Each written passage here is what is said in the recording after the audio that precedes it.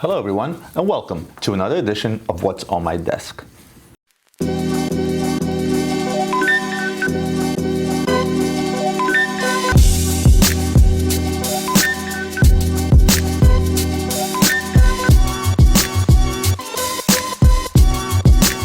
Now lately I've been kind of putting watches together in somewhat of a theme when it came to what's on my desk, and I kind of, really? Fixing the roof. And I kind of got away from, doing what I started to do, and that's just randomly pick watches that end up on my desk and tell you guys about it. And today's just that. I had a few random watches that came in that I felt was worth sharing with you. So without further ado, let me show you what's on my desk today. Today we're going to talk about the Greubel Forsey GMT in white gold. We also have the RM11 Mancini edition in rose gold and titanium. And last but not least, the new Perpetual Calendar from Patek, the 5496P, which is the platinum version. Now I'm going to start with the new 5496P. It is a beautifully executed Perpetual Calendar from Patek Phillipe, its latest version in the Perpetual family. This is the, I don't even know, this is not the Salmon dial, this is not the Salmon dial. This is, I guess I would call it a coffee dial. I'm not sure what the official name for this particular dial is. Nevertheless, I love the combination of this against the platinum case.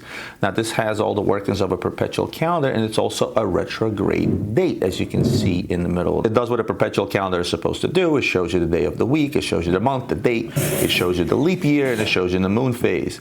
It is an automatic movement, comes on a matching platinum deploying buckle as usual, as it should for the price tag that this watch demands. The sucker retails for $107,800. Again, I never understood the extra $800 or $200 they put on the retail price of these watches, but I guess it sounds better that way than an even number. My thoughts overall, again, Patek did what they do well. They made a beautiful, complicated, understated dress watch. You put this on your wrist, not many people will know that you have 100 grand on your wrist. Nevertheless, for those that know, and there you have it. My thoughts on this in terms of sellability, while it's not that easy to sell because of the hefty price tag, the days of 5970s and 3970s that were selling way over retail and the market was super hot on them are long and gone. So today this goes back to that quote-unquote normal discounted pricing. So case in point, you can pick this watch up brand new anywhere from 25, even 35% off, depending on how bad a dealer wants to get off their stock, because this is an expensive watch to stock for any dealer. In terms of resale value in a secondary market, once this watch becomes used, it's going to suffer the fate on some of the other calendars that are out there, like the good old 5960 that in the hot times was selling for 80 grand, and today you can pick it up under $50,000. This guy, as far as I'm concerned, probably in a secondary market, you're looking to pick that up around the 45 off to half price mark pre-owned.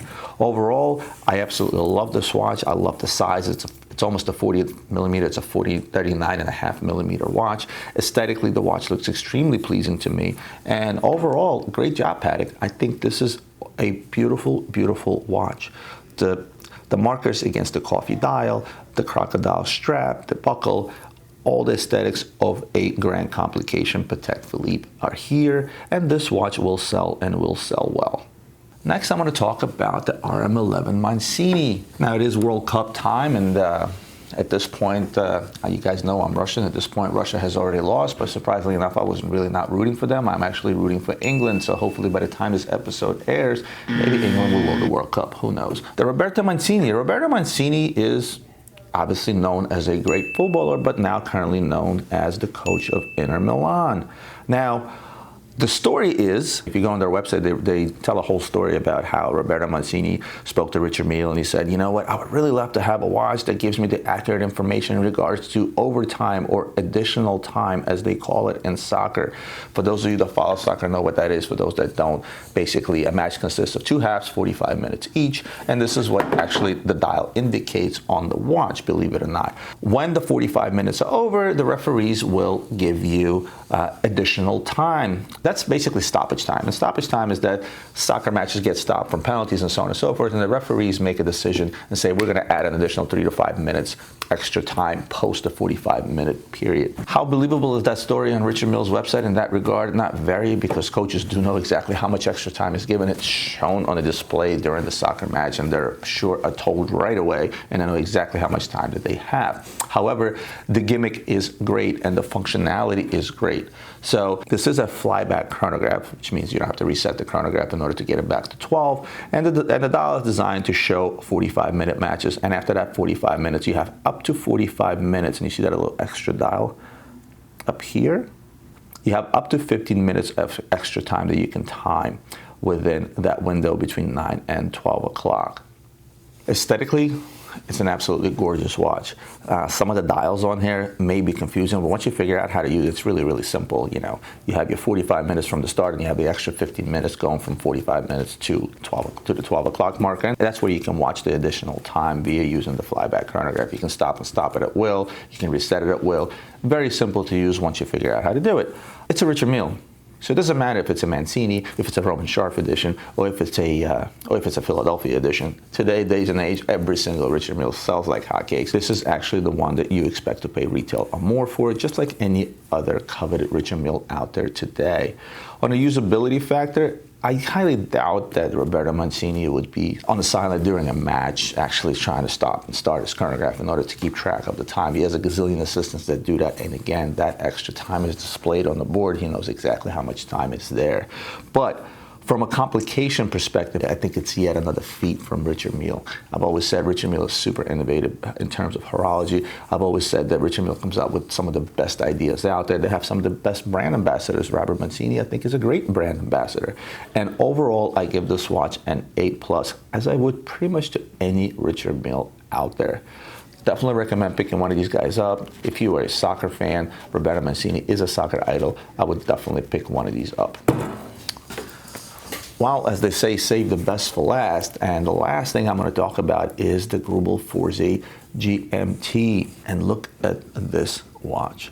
This is probably my favorite watch from Greubel Forsey in terms of aesthetics of how it looks. Look at the beauty of this watch. Now, this is a GMT. You got the regular time displayed sort of offset over here, and then you have the second time zone over here, power reserve.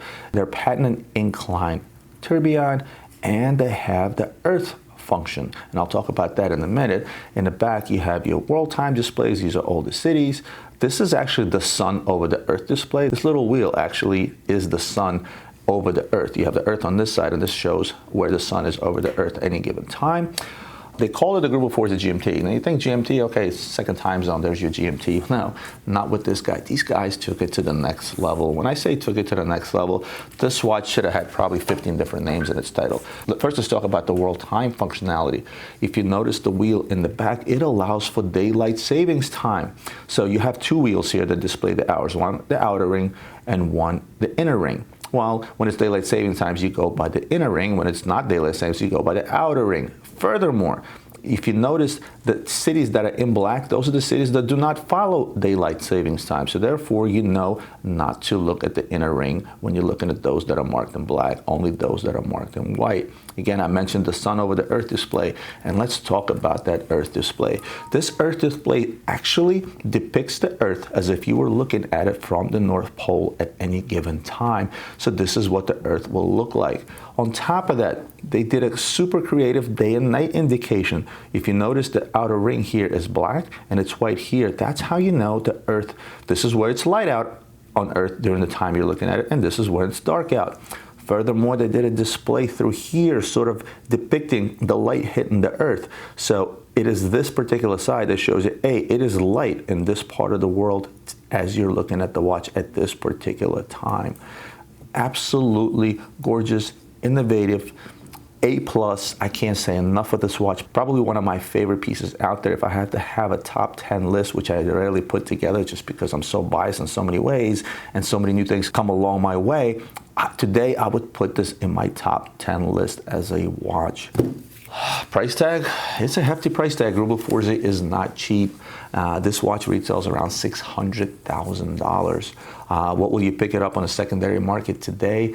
Anywhere from $350,000 to $400,000 if you're lucky enough to find one of these at a decent price.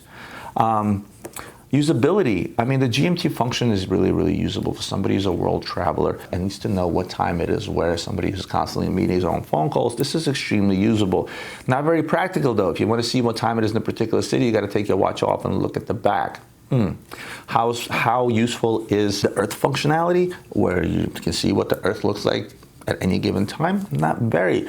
I don't really care what position the Earth in looking from the North Pole. I'm not in the North Pole, I'm in Philadelphia. But what it does aesthetically for the watch, what it does for the complication, the innovation of the movement that Greubel Forsey puts forth in this watch is absolutely outstanding. I give this watch an A++++ to infinity.